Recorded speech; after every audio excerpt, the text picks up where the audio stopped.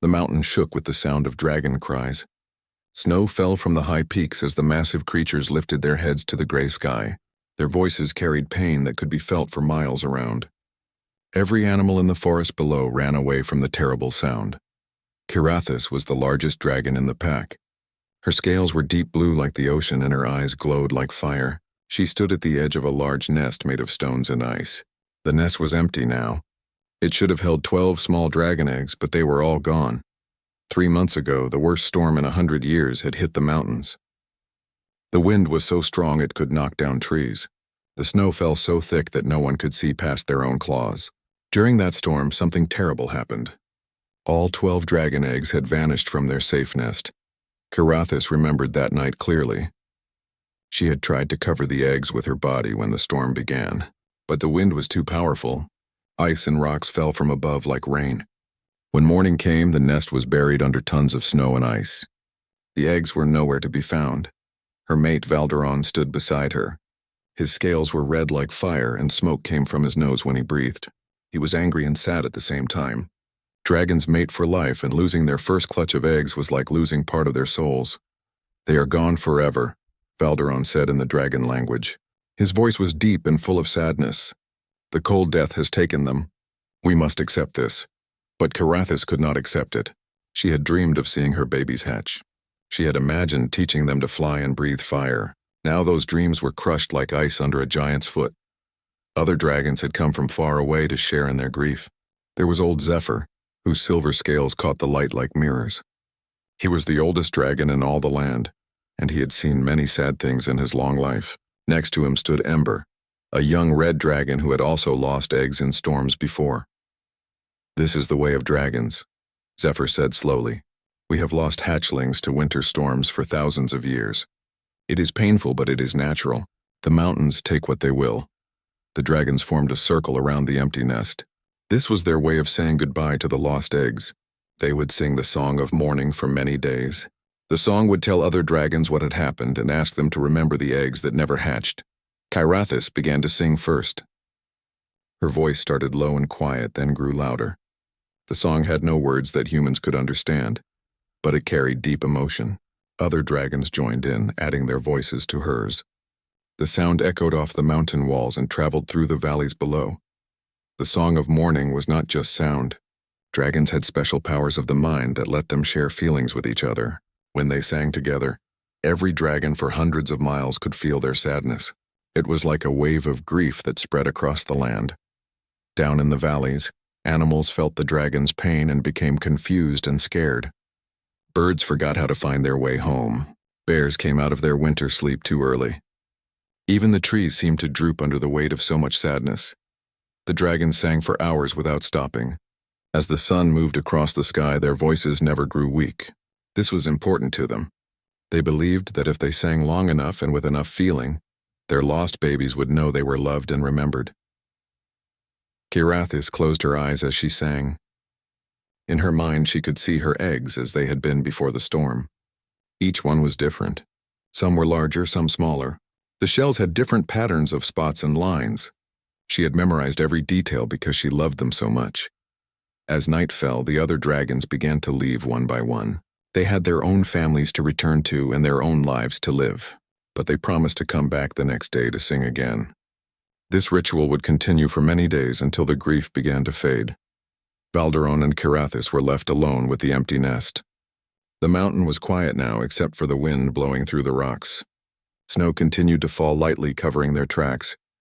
"We could try again next season," Valderon said quietly. "We could lay new eggs?" Kirathis looked at him with tired eyes.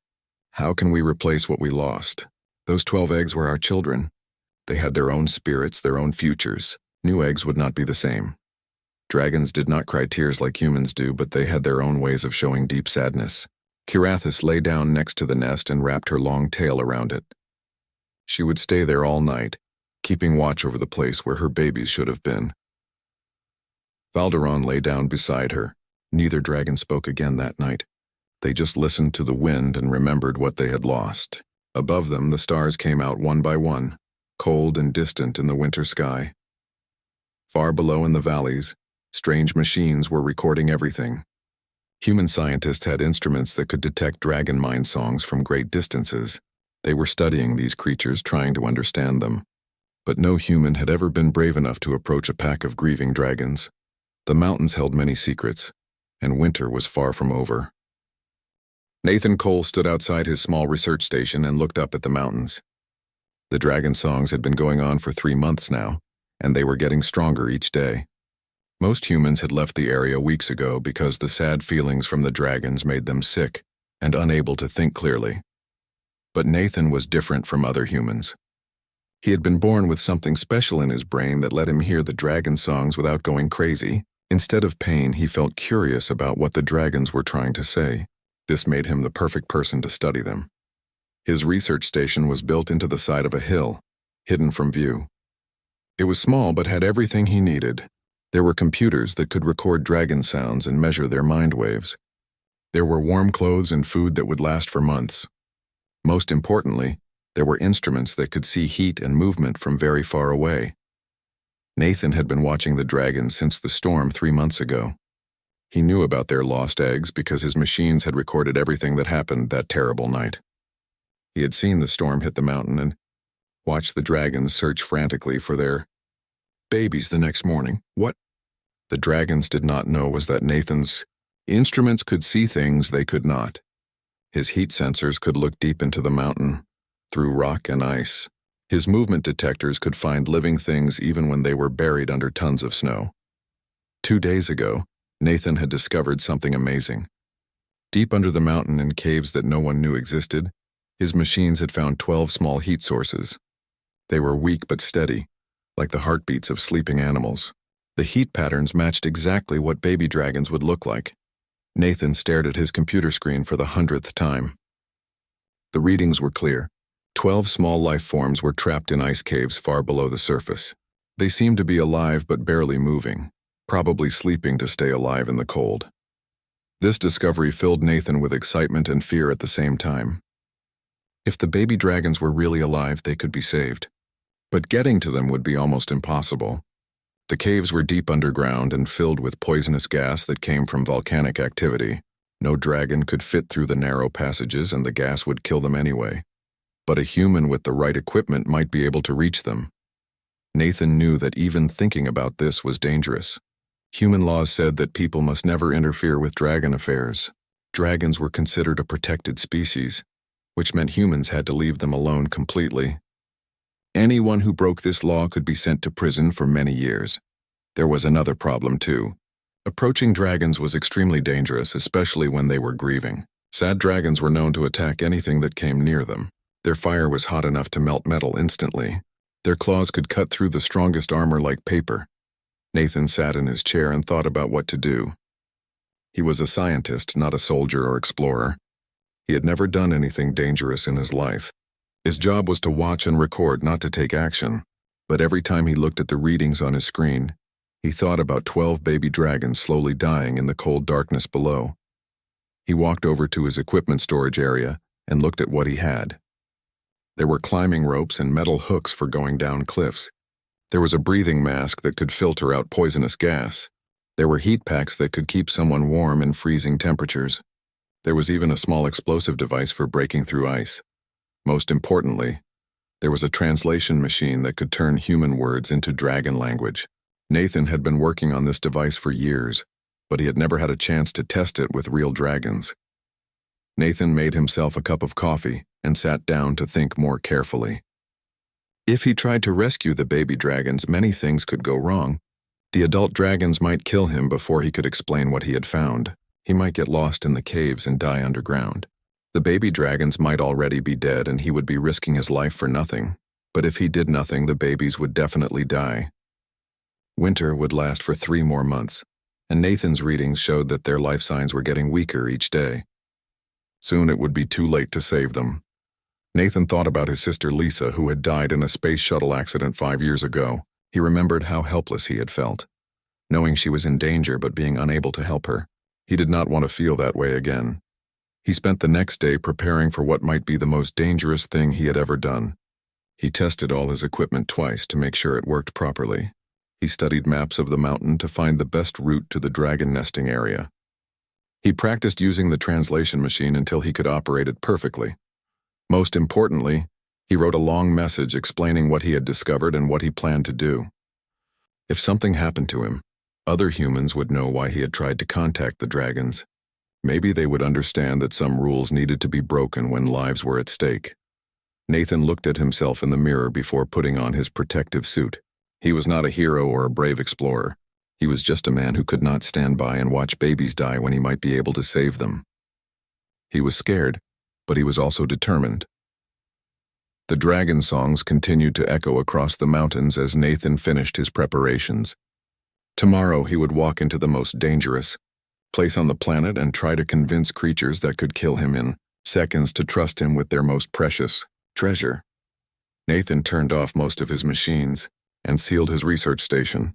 If he did not come back, the automatic systems would send his final message to human headquarters. Then he put on his heavy winter coat and stepped out into the snow. The mountains waited for him, cold and silent except for the distant sound of grieving dragons. Nathan walked through the deep snow toward the dragon nesting ground. A new storm had started during the night, which was perfect for his plan. The thick snowfall would hide him from the dragons until he was close enough to talk to them. He hoped they would listen before they decided to kill him. His backpack was heavy with equipment. The breathing mask felt strange on his face, but it would protect him from the poisonous gas in the caves. The translation machine hung around his neck, ready to turn his words into dragon language. In his hands, he carried a device that showed the heat readings from deep underground. As Nathan got closer to the nesting area, he began to feel the dragon songs more strongly. The sad feelings hit him like waves, making his chest feel tight and his eyes water. Even with his special brain that protected him from dragon mind power, the grief was almost too much to bear. He could see the dragons now through the falling snow. They were enormous, much bigger than he had imagined. Karathis was the size of a building, her blue scales covered with frost. Valderin looked like a mountain of red scales and muscle. There were other dragons too, all gathered around the empty nest. The dragons sensed Nathan long before he could see them clearly. Their sad singing stopped suddenly and he heard low growling sounds. These were not friendly sounds. These were the sounds predators make when something threatens their territory. Valderon was the first to move. He lifted his massive head and looked directly at Nathan through the storm. Smoke poured from his nostrils and his eyes began to glow with dangerous fire. Dragons could see heat with their eyes, so Nathan's warm human body stood out clearly against the cold snow. "Human," Valderon said in the dragon language. His voice was so deep that Nathan felt it in his bones. "You dare to come here during our time of mourning. You will burn for this insult." Valderon opened his mouth and Nathan could see fire building in his throat. In seconds, he would be nothing but ash in the snow. But before Valderon could breathe fire, Karathis put her giant claw on his neck. "Wait," she said. Her voice was softer than her mate's but still powerful. "This human is different. He walks toward us instead of running away. He carries strange objects but no weapons. I want to know why he has come." Nathan was still 100 feet away from the dragons, but he could hear every word through his translation machine. He raised his hands above his head to show that he meant no harm. Then he did something that surprised even himself. He began to remove his protective helmet. "Human, no," old Zephyr called out. "Our grief song will drive you mad. Your mind cannot handle what we feel." But Nathan continued to take off his helmet. Cold wind hit his face immediately, and snowflakes landed on his hair. More importantly, he could now feel the full power of the dragon emotions without any protection. The sadness hit him like a physical blow, making him stumble in the snow. Nathan forced himself to keep walking toward the dragons. Each step was harder than the last as their grief filled his mind. But he did not run away or fall down screaming like other humans would have. Instead, he began to understand exactly what the dragons were feeling. When Nathan was 50 feet away from the dragons, he did something even more surprising. He fell to his knees in the snow and took off his gloves, exposing his bare hands to the freezing air. This was a sign of complete surrender. He was showing the dragons that he trusted them with his life. "Great dragons," Nathan said, and his translation machine turned his words into proper dragon language. "I have come not to disturb your mourning, but to share in your pain. I know what it feels like to lose someone you love." The dragons looked at each other in confusion. No human had ever spoken to them before.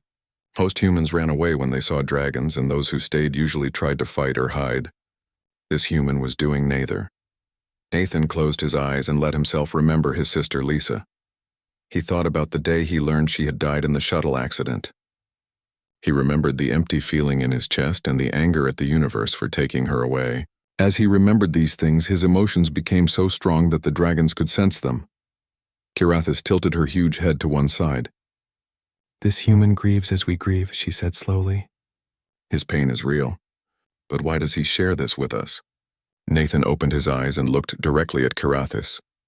"Because grief shared is grief made lighter," he said.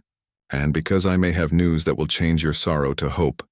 The dragons became very still. Even the wind seemed to stop blowing. Nathan reached into his backpack and pulled out his heat-sensing device. With shaking hands, he turned on the screen and held it up so the dragons could see. "Your babies are not dead," Nathan said, his voice growing stronger. "They are sleeping deep under the mountain, waiting for someone to rescue them." Valderon moved forward so quickly that Nathan thought he was about to be crushed. But the big red dragon just wanted to see the device more clearly. His eyes studied the screen, trying to understand what the strange symbols meant. "What is this magic?" Valderon demanded. "How can you see through solid rock?" Nathan explained as simply as he could how his machines worked. He showed them the 12 small heat sources deep underground. He explained that the baby dragons had probably fallen into caves during the storm and gone into a deep sleep to survive the cold.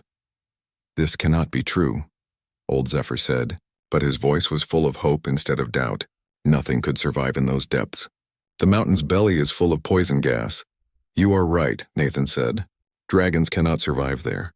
But humans can with the right equipment. I can go down into those caves and bring your babies back to you." The dragons stared at Nathan in amazement. Kirathis moved closer, her enormous head now only a few feet from the small human. Nathan could feel the heat from her breath and see his reflection in her large yellow eyes. "Why would you do this?" she asked. "Why would a human risk his life for dragon babies?" Nathan thought about this question for a moment. "Because it is the right thing to do," he said finally. "Because no parent should have to lose their children when there is still hope. And because sometimes different species need to help each other to survive." Kirathis studied Nathan for a long time. In her thousands of years of life, she had never met a creature like this human. He was tiny and weak compared to dragons, but his spirit was strong. He had walked into certain death to bring them hope. "Show me more of these readings," Kirathis said. "If our babies truly live, then we must find a way to save them." Nathan smiled for the first time in months. He pulled out more equipment and began to explain exactly where the babies were trapped and how they might be rescued. The dragons listened carefully to every word, their earlier grief slowly changing into determination. The storm continued to swirl around them, but nobody noticed the cold anymore. They were too busy planning the most impossible rescue mission anyone had ever attempted. The dragons stared at Nathan's heat-sensing device for hours, trying to understand how their babies could be alive but completely out of reach. The readings were clear, but the location was impossible. The baby dragons were trapped in narrow caves 300 feet below the surface, surrounded by poisonous volcanic gas. "We cannot reach them," Valderon said, his voice full of frustration. "The tunnels are too small for us to fit through. Even if we could squeeze inside, the poison gas would kill us before we found the babies." Kirathis paced back and forth in the snow, her massive claws leaving deep marks in the ground. "Our fire would cause the caves to collapse," she said. "We could kill our own children trying to save them." Nathan studied his readings more carefully. The cave system was like a maze of narrow passages that twisted deep into the mountain. Some tunnels were filled with water that had frozen into solid ice. Others were blocked by fallen rocks from the great storm. Only a few passages led to the chamber where the baby dragons waited. "I can reach them," Nathan said quietly. "I am small enough to fit through the passages, and my breathing equipment will protect me from the gas. But I will need your help to guide me through the maze." The dragons looked at each other uncertainly. They had never worked with a human before. The idea of trusting their most precious treasure to a tiny alien creature seemed impossible. "How can we guide you?" Kirathis asked. "We cannot see into the mountain any better than you can." Nathan explained his plan. Dragons had powerful minds that could sense living things from great distances. If Kirathis focused her thoughts on the trapped babies, She could create a mental connection with Nathan that would help him find the right path through the caves. This mental joining is sacred to dragons, old Zephyr warned. It is not done lightly with outsiders. If something goes wrong, both the human and the dragon could be hurt badly. I understand the risks, Nathan said, but without this connection I will get lost in the tunnels and the babies will die anyway. Kirathis made her decision. We will try this joining, she said. If there is even a small chance to save our children, we must take it. Nathan spent the next few hours preparing for the descent. He checked his ropes and climbing equipment 3 times. He tested his breathing mask to make sure it would filter out the poisonous gas. He packed heat-warming devices that could keep the baby dragons alive during the long climb back to the surface. The entrance to the cave system was hidden behind a wall of ice and fallen rocks. Nathan used small explosive charges to blast through the barriers, working carefully to avoid causing cave-ins. Each explosion echoed through the mountain like thunder.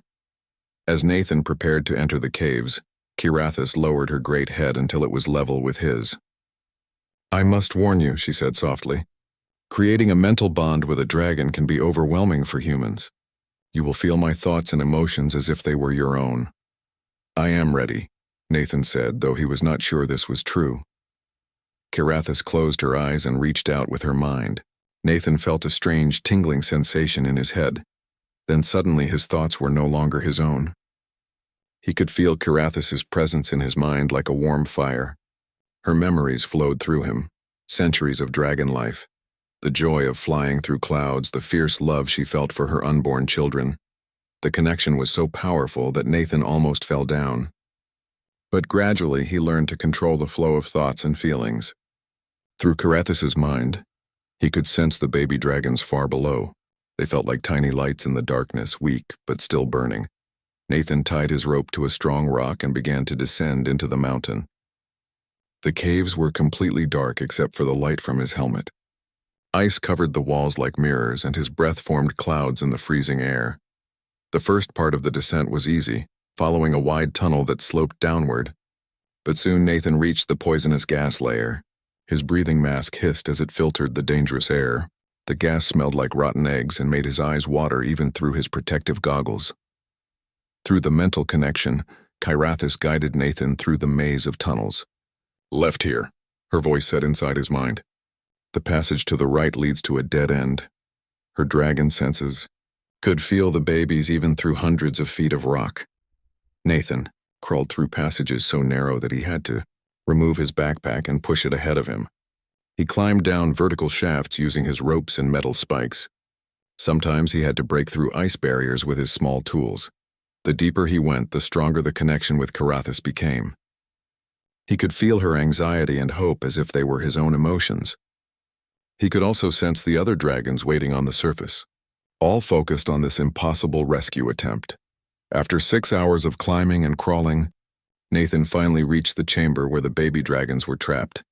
His helmet light revealed 12 small forms lying on the ice-covered floor. They were about the size of large dogs, with tiny wings and scales that glowed faintly in the dark. The babies were alive but barely moving. They had gone into a deep sleep to save energy, just as Nathan had guessed. Their breathing was very slow and their body temperature was dangerously low. Without help, they would not survive much longer. Nathan quickly set up his warming devices around the chamber. The heat began to melt some of the ice and raise the temperature. Slowly, the baby dragons began to stir. One of them opened its eyes and looked at Nathan with curiosity instead of fear. Hello, little ones, Nathan said softly. I am here to take you home to your parents. Getting the babies out of the caves was much harder than finding them. They were too weak to climb on their own, but too heavy for Nathan to carry. He had to rig up a complex system of ropes and pulleys, attaching each baby dragon to a harness. One by one, Nathan lifted the babies up through the vertical shafts. It was exhausting work that took most of his strength. Through the mental connection, he could feel Kirathis sharing her energy with him, giving him the power to continue when his muscles wanted to give up. The rescue took 18 hours from start to finish. When Nathan finally emerged from the caves with the last baby dragon, the sun was rising over the mountains. He was covered in ice and so tired he could barely stand, but all 12 babies were safe. Kirathis rushed forward and gently took her children in her claws.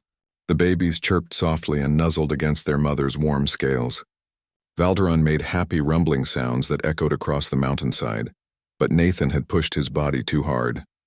The cold, the poisonous gas, and the mental strain of connecting with Carathis had taken their toll. As he watched the dragon family reunite, Nathan collapsed in the snow. The last thing he saw before losing consciousness was Carathis, looking down at him with glowing eyes full of gratitude and concern. Nathan woke up surrounded by warmth.